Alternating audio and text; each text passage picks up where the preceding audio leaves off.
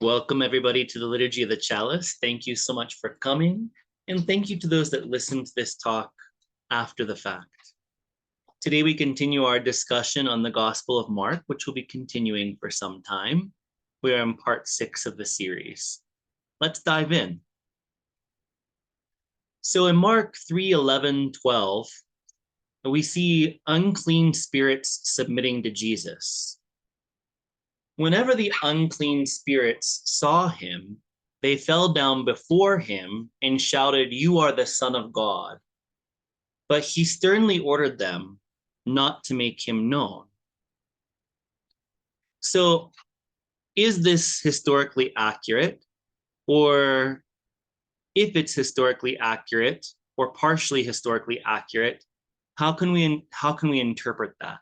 How are we supposed to understand this? Of course, modern Orthodox Christianity teaches that Jesus is literally the Son of God, that God inseminated Mary, and Mary was a virgin and gave birth to him. So he is literally the Son of God, the biological Son of God, so to speak. In reality, this is not something that Jesus would have believed. Because not only does Christian dogma and doctrines state that Jesus is the Son of God, they say he is the only Son of God, meaning that he is actually the biological result of God and Mary coming together. And not only that, but they say that Jesus is God. He's part of the Trinity. And what we have to understand is that this would have been a very blasphemous idea to Jews of Jesus's time. And Jesus was a Jew. Although God and humanity are one, as we say in the Shema at the beginning of the Liturgy of the Chalice, there is a difference between God and God's emanations or creations, depending on how you think of it. So, yes, we are all sons and daughters of God. That's true. We all come from God, so God is poetically our divine parent. And Abba literally means father, mother, not just father. Ab is father, and Ba has a feminine connotation. So if you really were to interpret Abba with pre-Kabbalistic and Aramaic understanding, it would be Father, Mother, God. But the Christian Testament translated Abba as pater, Greek pater, which means just father. So getting off the beaten track a little bit, they're saying that Jesus is not only the only Son of God, so what are the rest of us? You tell me. Are we all bastards? It's ridiculous. But then to actually equate and make equal Jesus to God would have been blasphemous to Jesus himself, because this was not an idea that was Jewish. God was God. Yahweh was the king, the God of Israel, and the rest were his creations or his emanations. They were not his equal. And that's something that we should understand. So how did Jesus become the only Son of God and equal to God? It came through Pauline origins, meaning the epistles of Paul, the letters of Paul that are towards the end of the Christian Testament. And Paul was preaching to the Gentiles, and the Gentiles were Romans predominantly, and some were Greeks, etc., but the Mediterranean area of the world. And all the Mediterranean religions, they believed in multiple gods, and they also believed in different divine beings like Hercules, for example, and other beings that also were the progeny or the direct result of God and woman mating and producing a demigod. So, and it's interesting how that happened because Paul understood the Jewish religion very well. Paul was trained by the rabbi or the Rav Gamaliel, who was a very famous, very well-educated Jew and would have taught Paul everything about being Jewish. So despite the fact that Paul understood Jewish heritage and the fact that Jesus was a Jewish teacher and that he would have taught Jewish concepts or teachings that were at least in basic alignment with Judaism, he allowed this structure to begin to develop. And I don't believe that there's an overt statement in the Pauline epistles that said that Jesus is God. That was a later solidification of the Christian orthodoxy. He did say that Jesus was the Son of God. He didn't say he was the only Son of God. He said Jesus was the Son of God. So I don't believe that Paul necessarily thought that Jesus was God, but that is ultimately what it became in the Christian faiths, Roman Catholicism, Greek Orthodox Church, Protestant religions of all shapes and forms that have developed over the years. They do believe that, and it's a misunderstanding. One thing that we can accept is that there was the term Son of God. Son of God was an honorary title for any Jewish man that purified his heart and became a tzaddik, a perfected one, a Jewish saint or a Jewish sage. And Jesus certainly was a son of God in that context. But as Christianity developed after the time of the Pauline epistles, and Gentile churches grew way faster than the original Jewish Christian churches that understood the Jewishness of Jesus and the Jewishness of Jesus's teachings. Eventually, basically, the Gentile church just choked out the flowers of the early Jewish Christian churches, which were known as the Jerusalem Assembly, that were led by James the Just, who was Jesus's brother, who will be introduced in today's verses in Mark. But the Gentile understanding, as it commonly happens when a religion moves into a different area, is that different religious ideas and concepts begin to conflate, mix and merge together to create this new understanding. So the Gentiles, as they developed their churches, they misunderstood the idea of Son of God. They didn't understand that Son of God was an honorary title for any Jewish male who was a saint. And likewise, daughter of God would be the equal for a woman who was a woman tzaddik. And certainly there were many of those. So not understanding the Jewish statement, Son of God, as being indicative of a purified, purely conscious, purely loving saint, they interpreted it literally. And because in their religions, God did mate with women and produce demigods. So they made Jesus into a demigod. And we have to understand that when you create a demigod, you're creating multiple gods. And at some point, the Jewish religion became monotheistic. In very early ancient times, it seems, based off of the evidence we have from non-biased biblical scholars, that the early Jews did believe in multiple gods. And not only that, they weren't purely monotheistic. That's a later understanding in our times. The Jews believed in other gods. They just believed that Yahweh was the only God that should be worshipped. Yahweh was the God of Israel, and we should pay attention to him and not these other gods. So Jews did believe in different gods, but they did not believe that God gave birth to demigods in their tradition.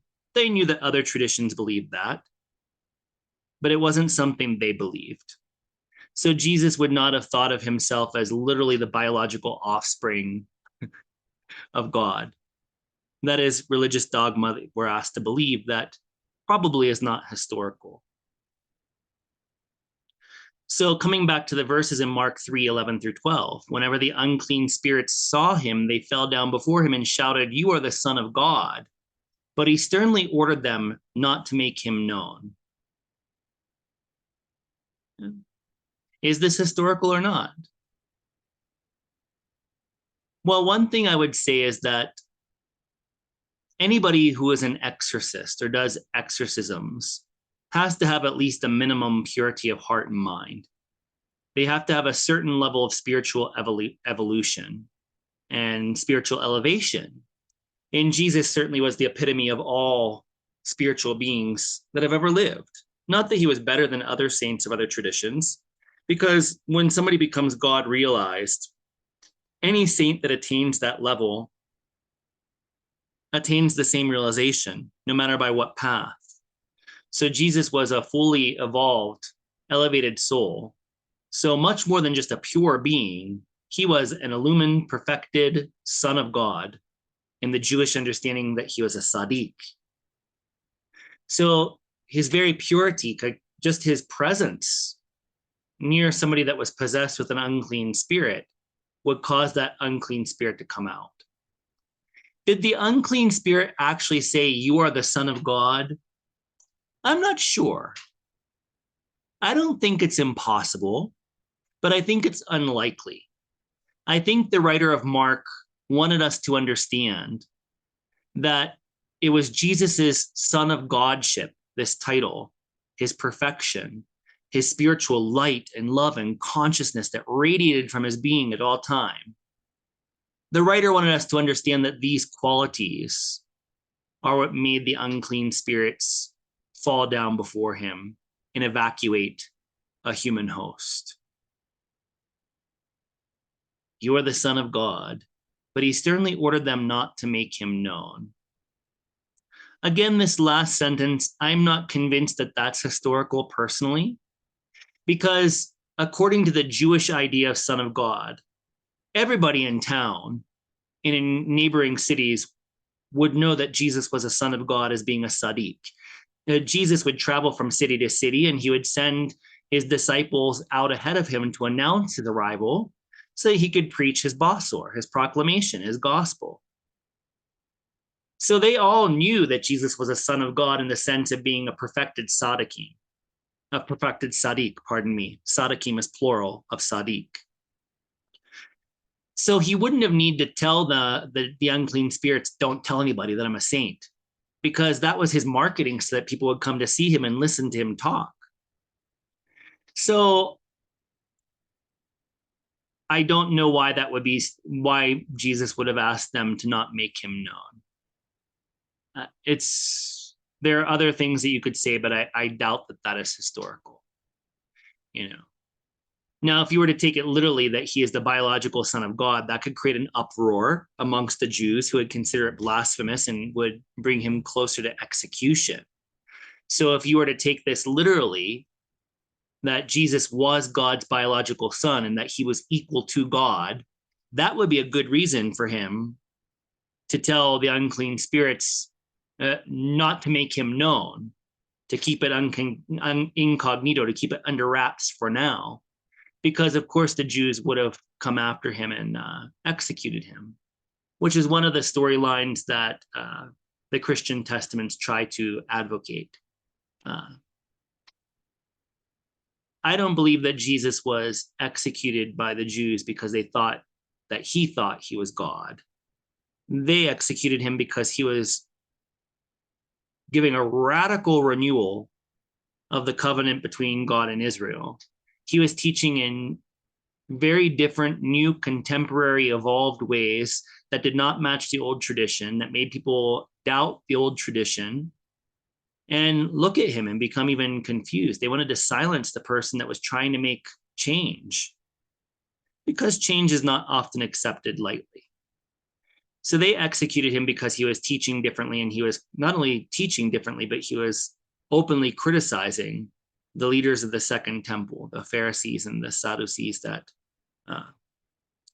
worked to keep the temple moving on. Out of the crowds, Jesus calls his inner circle. Throughout this area of Mark chapter 3, Mark goes to great length to say that Jesus was surrounded by crowds of people, that he had to teach from a boat because the people on shore were just so dense that Jesus couldn't be seen. He'd be just swallowed up in the crowds. And surely a great Sadiq, a great saint, does attract huge crowds. My spiritual master attracts tens of thousands every city she goes to. And Jesus would have been the same back in his time. So Jesus attracted all kinds of people. He attracted people that just wanted to see miracles, people that just wanted a healing, people that just wanted an exorcism done. But Jesus was interested in teaching his proclamation, his basor. He wanted people to return to God. He wanted them to be faithful to the teachings of Torah and to his halakha. And although he wanted to create a quantitative change in Judea by his presence, you can only make a qualitative change in a few.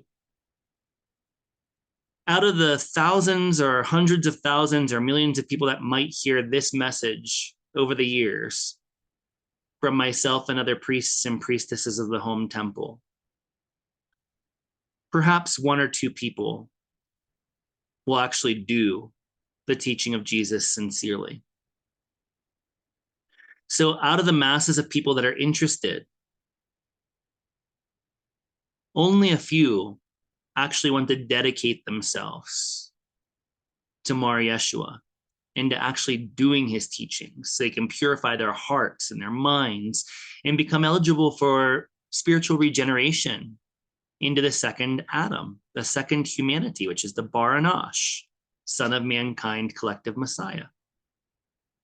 So even though Jesus did want to create a shift in consciousness in the major populace, he also sought out a small group of people, which would be his inner circle, to teach and to help them to become perfected, to help them to become illumined or enlightened, if you will. Mark 3:13 through 19, he went up the mountain and called to him those whom he wanted, and they came to him. And he appointed 12, whom he also named apostles or messengers that would carry forth his basor, to be with him and to be sent out to proclaim the message and to have authority to cast out demons. So he appointed the 12, Simon, to whom he gave the name Peter or Cephas, James, the son of Zebedee, and John, the brother of James, to whom he gave the name Boanerges, that is, sons of thunder, and Andrew, and Philip, and Bartholomew, and Matthew, and Thomas, and James, son of Alphaeus, and Thaddeus, and Simon the Cananean, and Judas Iscariot, who betrayed him.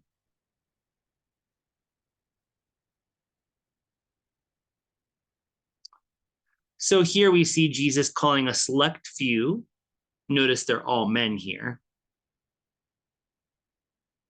which wouldn't be surprising, but the Christian Testament itself, as well as the Pauline letters, state that women had a large role.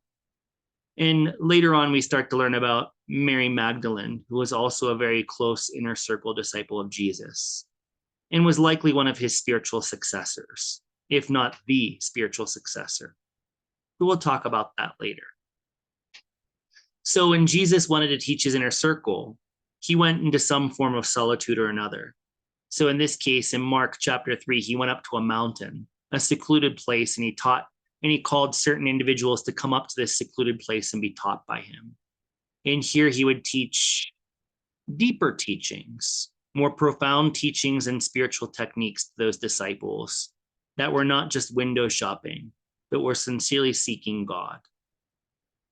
James, the son of Alphaeus. Alphaeus is the Greek name of the uncle. Later on, he's described in other parts of the Christian Testament as the uncle of Jesus.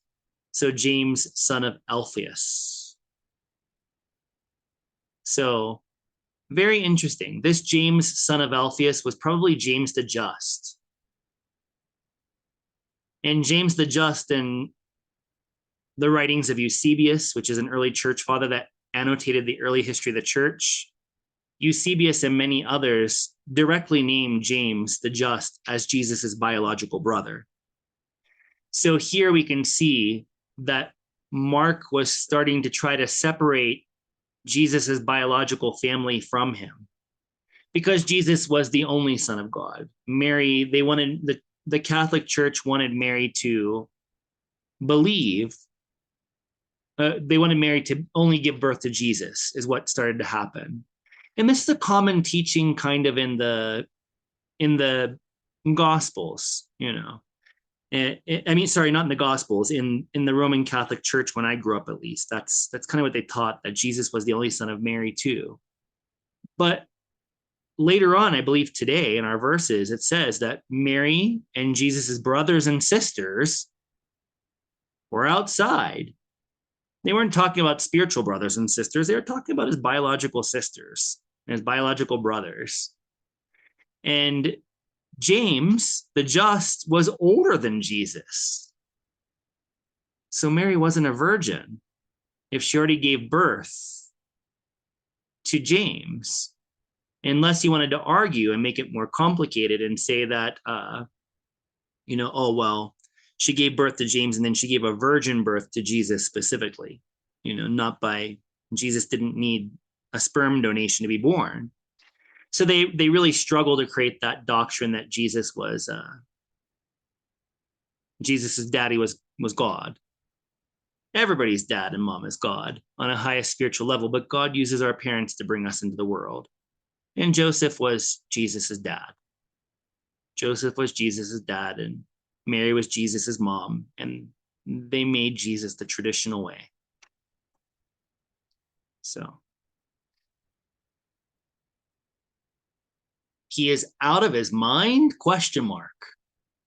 Mark 3:19-21.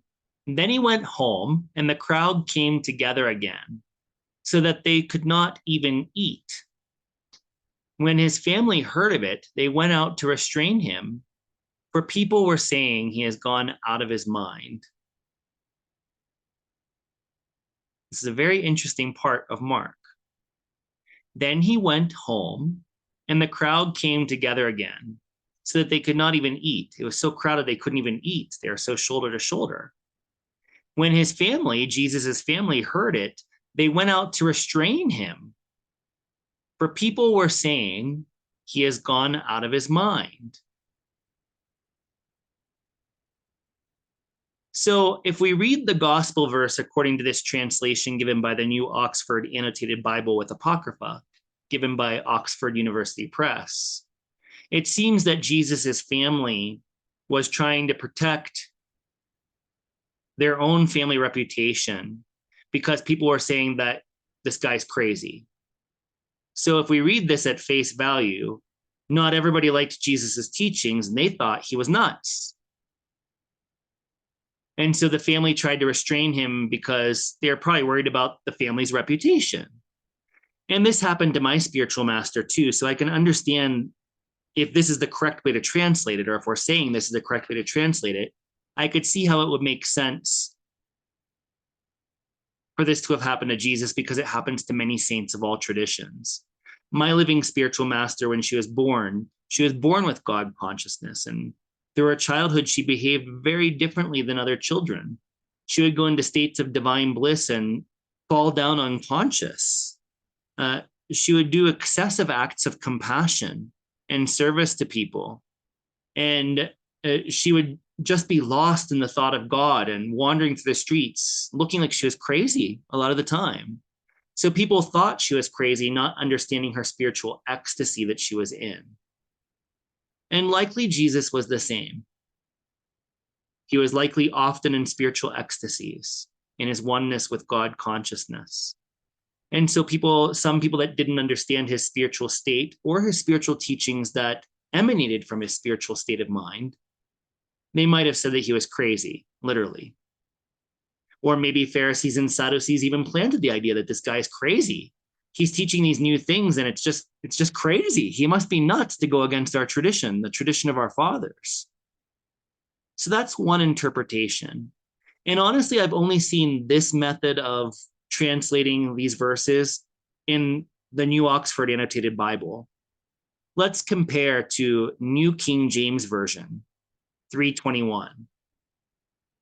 And almost all the other versions of the Bibles that you'll see online, if you were to do a little research on Google, will be something like this verse, which has a very different meaning from how New Oxford Annotated Bible with Apocrypha translates it. So in the New King James Version, 321, it says, "But when his own people heard about this, they went out to lay hold of him, for they said, he is out of his mind." In other popular versions of the Bible, it says something like this: "But when his own family heard about this, they went out to lay hold of him, for they said, he is out of his mind." So most translators say that when Jesus's family or his people heard that crowds were gathering and he was teaching such a very different teaching, they went to lay hold of him and they said, he's out of his mind. Did his family believe he was nuts? Did they believe he was psychologically unraveling? The answer is no. It's a form of hyperbolic statement. He's out of his mind. You know, didn't your parents ever catch you doing something dumb and didn't they say something like, oh my God, you're out of your mind, right?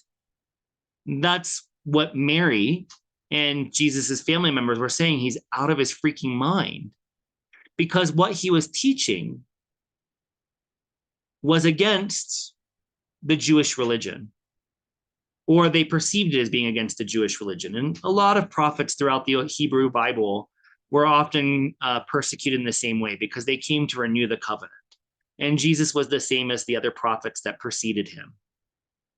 He created a stir amongst the temple priesthood, the Pharisees and Sadducees that ran and upheld the temple establishments, both the Solomon temple and the second temple.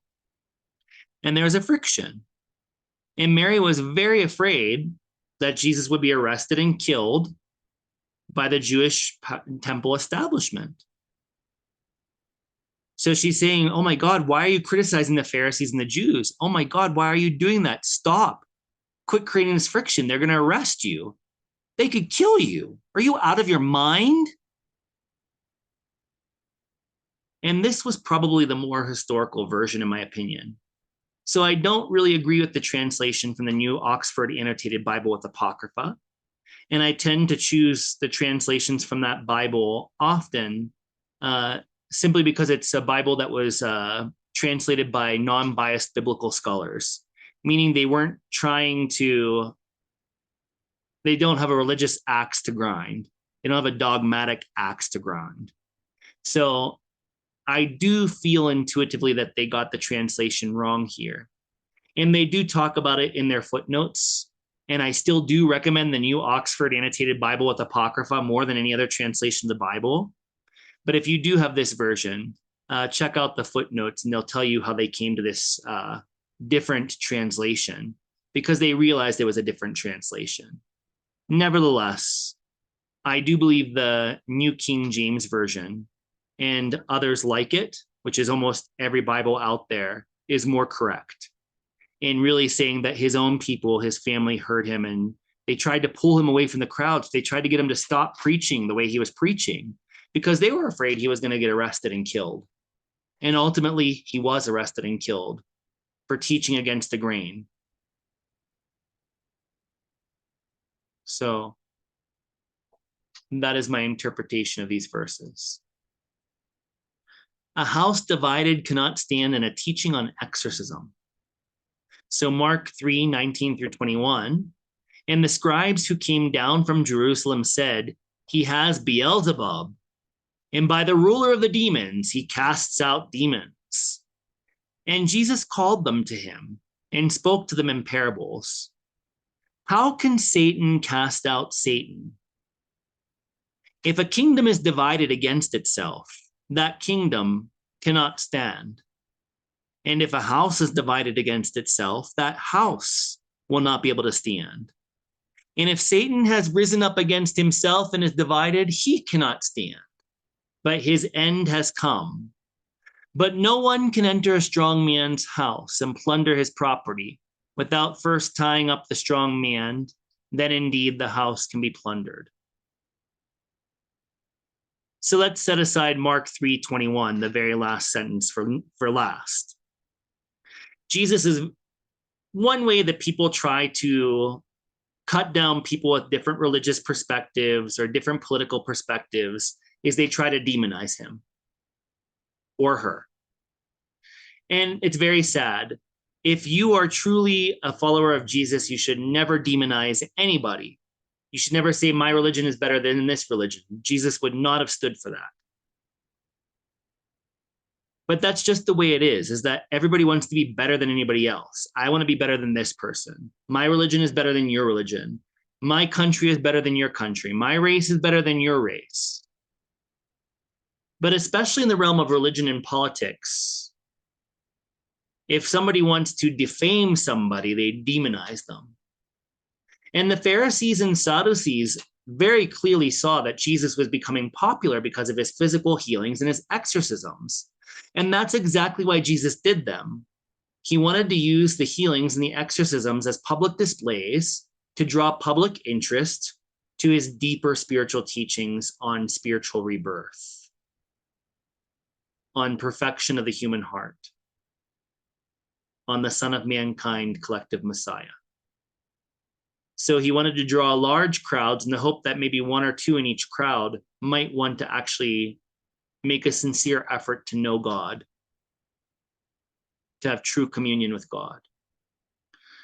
And the powers that be at Jesus' time saw this and they wanted to demonize him. So they say, he's possessed by Beelzebub, Satan, the devil. And by the ruler of demons, he casts out demons. So basically, because Satan was possessing Jesus, Satan is the king of hell, right? According to modern Christian orthodoxy. So he has the power to what? Stage things. You know, Satan sends a demon to possess somebody and then he possesses Jesus and says, okay, get out of there, you know, to just stage this show. And Jesus said that this doesn't even make sense. Just think about it logically. If Satan is this dark being that is meant to corrupt people and all of humanity, why would he undo his work? If Satan or his demons or his unclean spirits, if they had possessed somebody, don't you want to keep on possessing and obsessing more and more people so that humanity is corrupted and ruined? Why would Satan work against himself and undo his diabolical work? Jesus says this simply doesn't make sense, and it doesn't. So he just, you know, they zipped their lips. They knew that Jesus caught them. They couldn't fight him anymore and say he was possessed by a Beelzebub because it didn't make sense. Nobody will work against their own progress, right? Moving on to the last sentence, Mark 3:21. No one can enter a strong man's house and plunder his property without first tying up the strong man, and then indeed the house can be plundered. So this is a teaching on how people become possessed or obsessed by dark forces. And it does happen even in this day and age. It's not a myth, it's not mythology. I've seen it. I've distinctly seen it. So it's a very terrifying thing, and it doesn't look like the movies, but it doesn't make it any less scary. So what does this mean? No one can enter a strong man's house and plunder his property, right? So a strong man's house is his body and his mind. Again, a strong man's house is his body and his mind. No one can enter a strong man's body and mind and plunder his property without first tying up the strong man. What is his property? This is his life force. This is the spiritual life force that animates our bodies, the breath of life. So this is going to be a highly simplified version of this story, but it's enough for you to get it. Now, we all have physical bodies right now. It's called a basar. Basar is flesh or meat. It's our body. And when we leave our bodies, we live in what's called a nefesh, which is kind of like an astral body or a spiritual body. And this nefesh, after 40 days, experiences what's called a second death.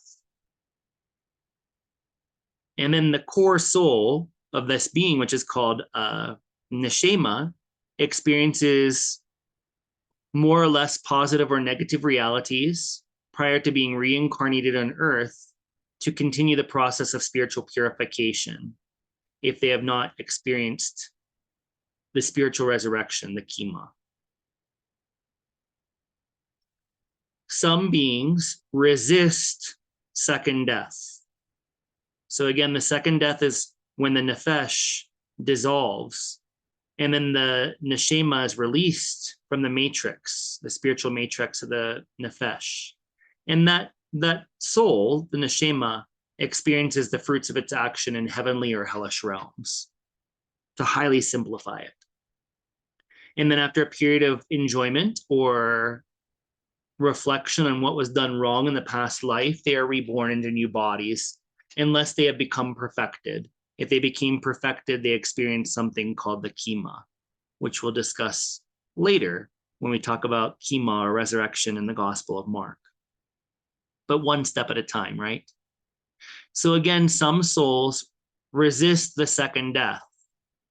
And those souls that resist second death, they become parasitic. And they seek weak human vessels to inhabit. And they perpetuate or prevent the second death by feeding off of his property, quote unquote, his life force.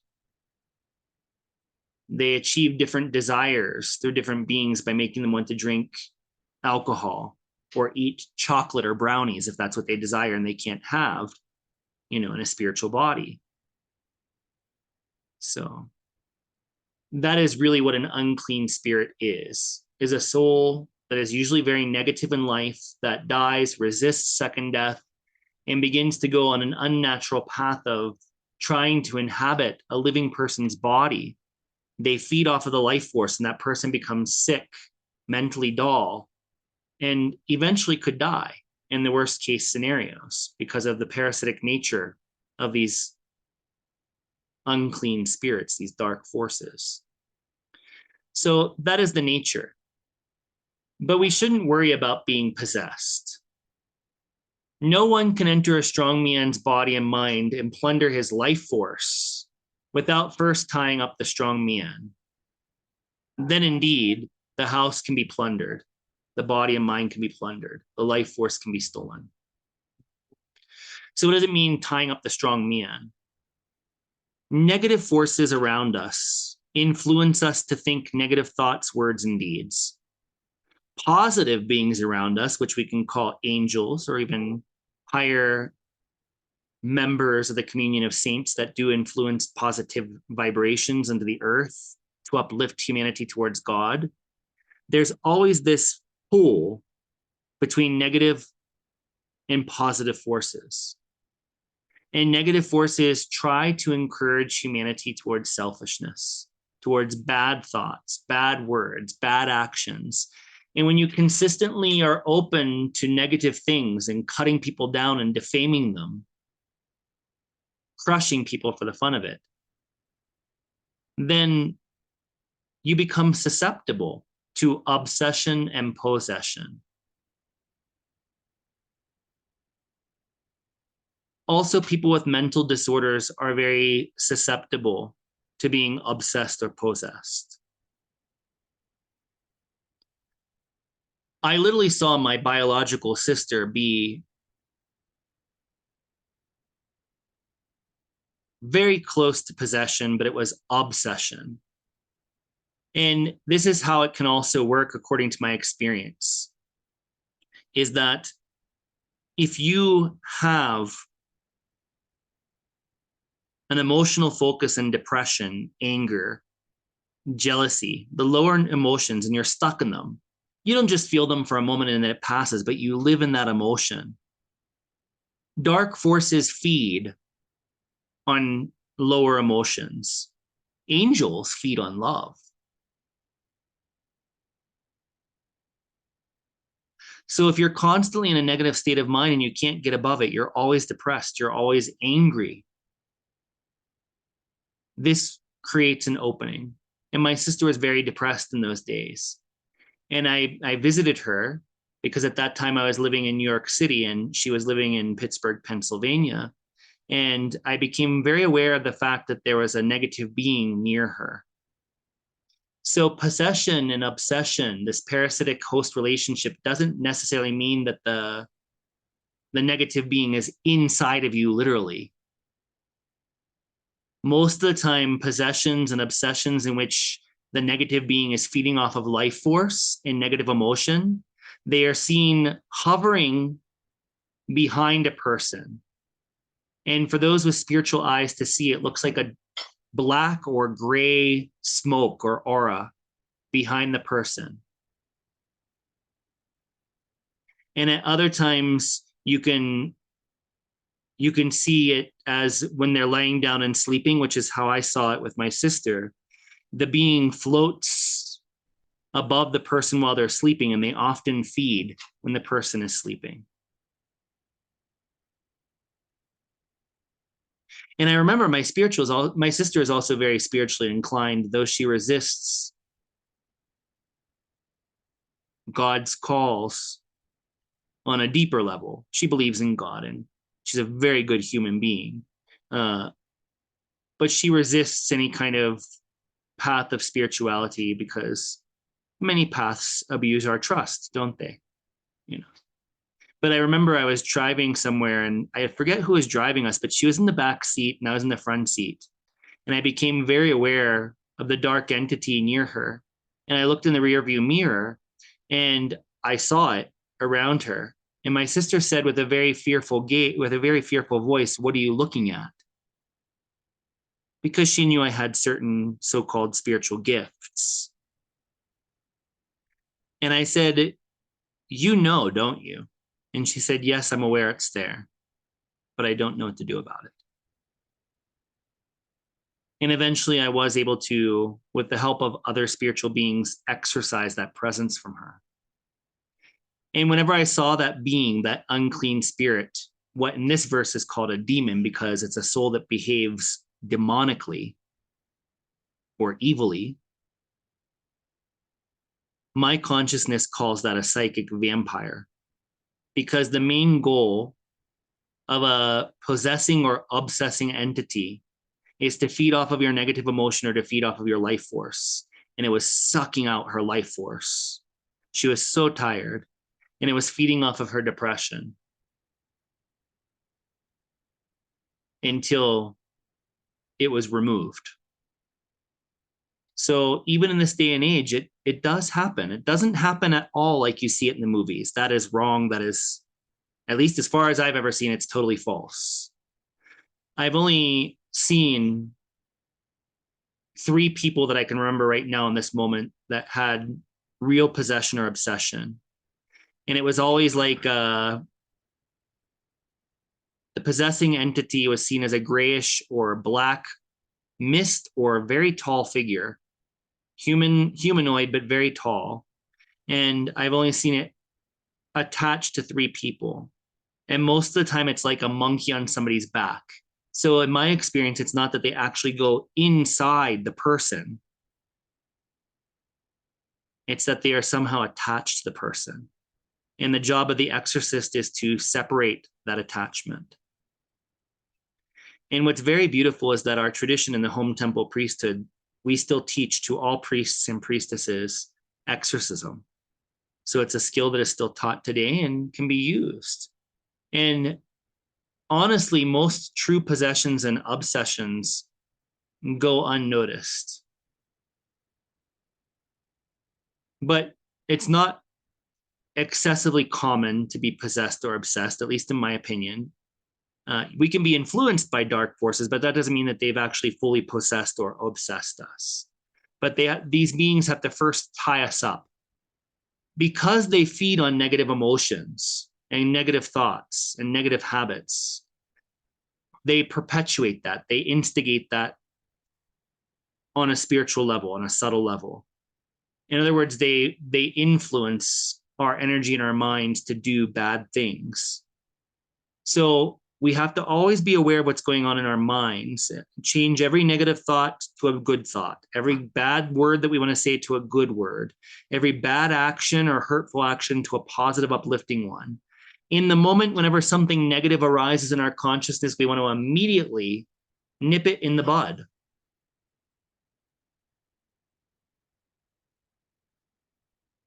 Most, if not all, thoughts are not our own.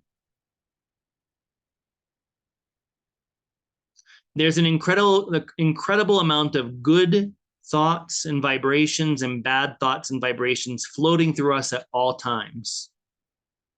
So whenever a negative thought comes into our mind, it might not necessarily be ours. It might be some type of being trying to influence us. Likewise, whenever good thoughts occur to us, even when we weren't considering them, we could be being influenced by higher beings like angels and great saints of all traditions. So we should consciously always choose the good, and we should starve out all bad thoughts, words, and deeds. But again, it is an extreme. You do have to be, it is people that really let themselves become quite negative or even evil, that line themselves up for possession. Other than that, it's people with severe psychological issues that are susceptible.